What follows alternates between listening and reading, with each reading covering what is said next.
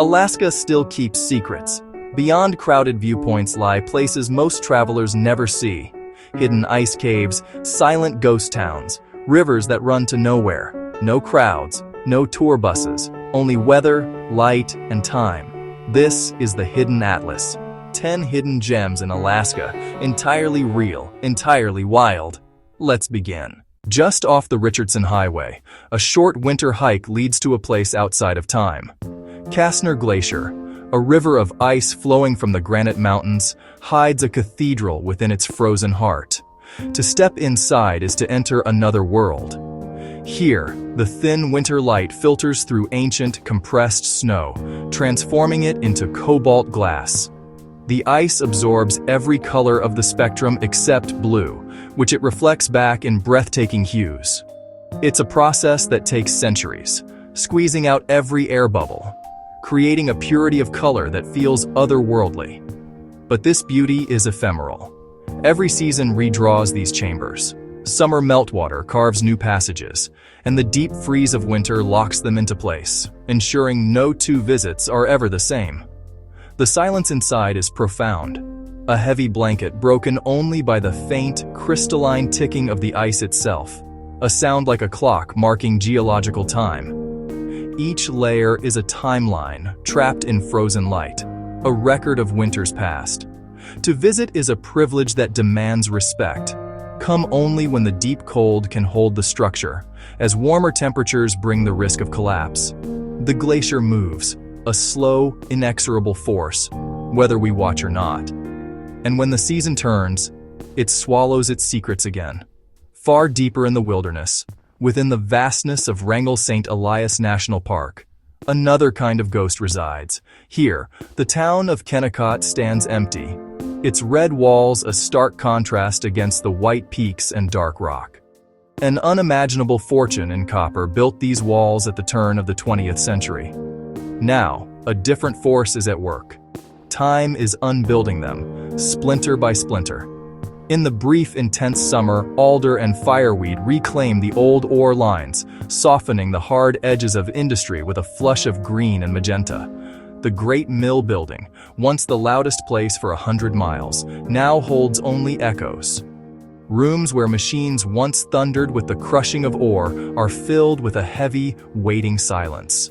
Here, the stories of ice and industry converge, each carving their own paths across the landscape, one with geologic patience, the other with human haste. The artifacts of ambition, tools, machinery, personal effects, weather into relics, their original purpose slowly forgotten. It is a monument to a boomtown that outlived its boom, a testament to the sheer will it took to pull a city from this wilderness, and the speed with which the wilderness begins to take it back. Frozen in its own history, Kennecott keeps its own hour. Above the Matsu, Hatcher Pass opens to rolling green and broken granite, a softer face of the Talkeetnas. On still days, the sky lies down on the water, a ribbon of gravel threading the peaks. Weather writes quick stories here. Winter lingers longer than maps suggest. And then, the quiet returns. The kind of silence you can hear. Just over the ridge, Independence Mine sits in patient disrepair. Slate, pine, iron. Ingredients of a frontier ledger. The miner's view has outlasted the mine. Tracks to nowhere, now trails of moss. Even ruin can be elegant. A museum without docents, curated by weather. The metal remembers the work, and the hills keep their gold. In Prince William Sound, the sea moves like a glacier breathing. It's a slow, ancient respiration, where the water is so still, it mirrors the sky perfectly.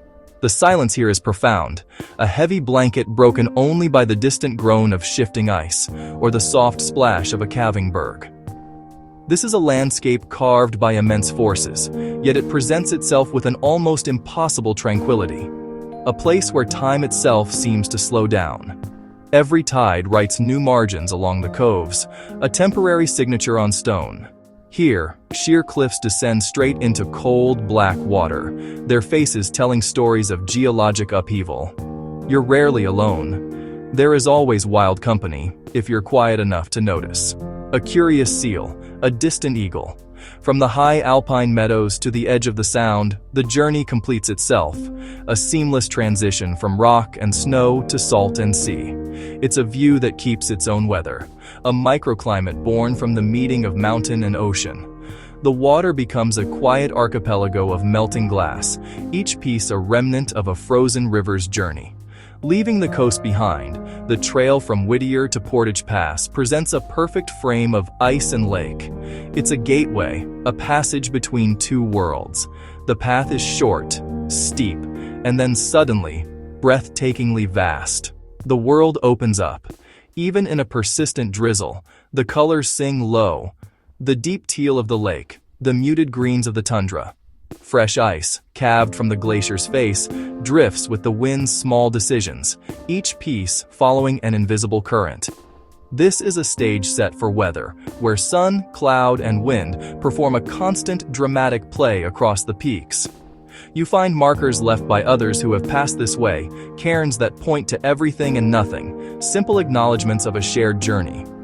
But turn around, look back toward the coast, and the great expanse of the ocean is always waiting.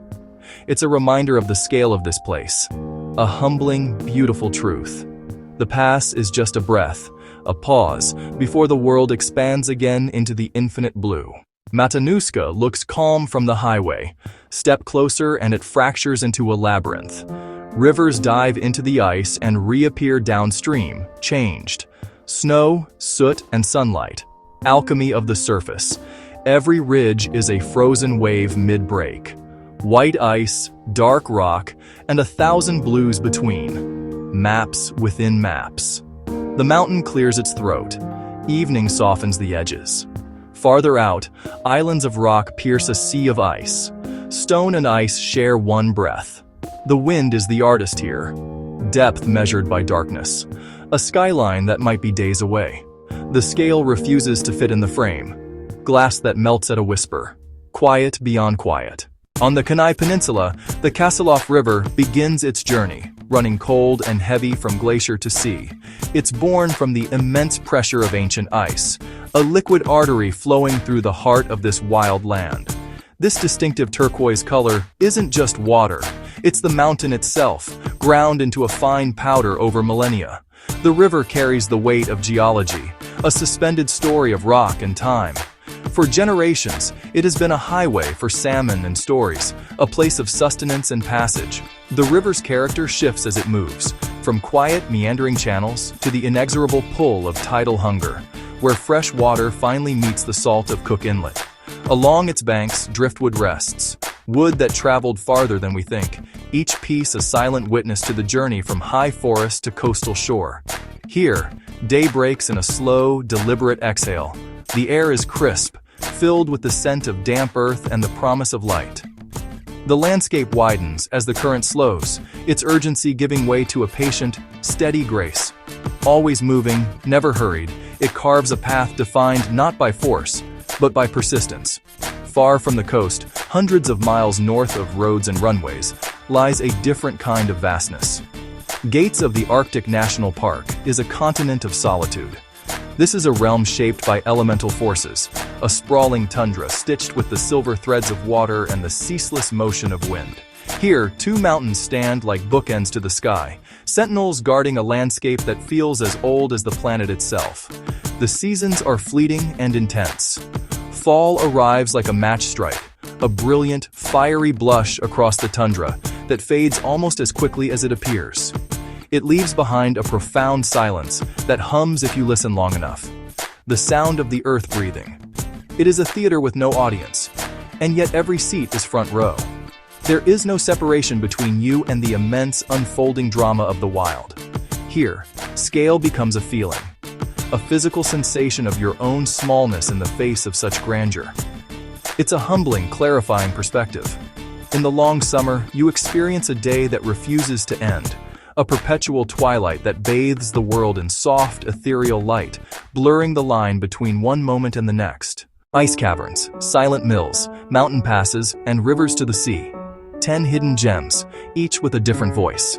Leave only footprints, take only weather and light. There are more maps to unfold. This was the Hidden Atlas. See you in the next state. Travel well.